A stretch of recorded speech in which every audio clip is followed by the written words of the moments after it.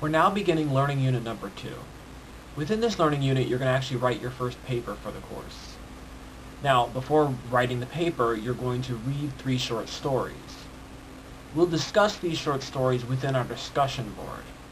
These short stories are essential because ultimately you'll be choosing one of these about which you'll be writing your paper.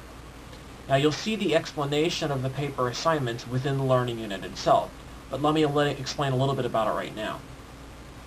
Ultimately, the paper is going to be asking you to look at one of these short stories and figure out what message or idea that story is ultimately sending. Now, to be about a larger social issue, it can't simply be talking about an individual character or the specific setting of the story. Instead, you need to be able to make an argument that this story is sending a larger point about some greater social issue beyond just the individual characters themselves. Much more is explained about this within the paper assignment sheet itself, and then you'll find that within the learning unit.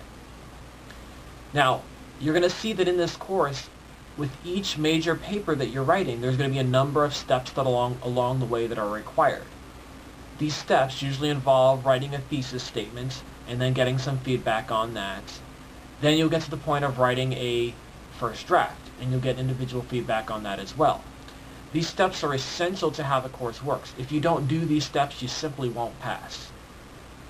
Now, part of why they're so important is because if you're not doing something correctly, if you're really not on the right track with your overall thinking on the issue or with the way you're phrasing something, you will get specific feedback from me telling you that you're not on the right track.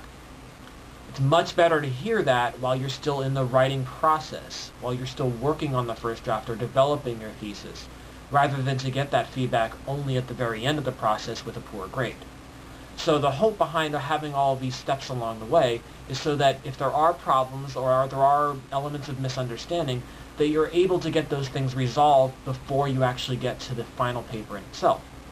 That should help ensure that the paper itself that you're writing will ultimately earn a very quality grade.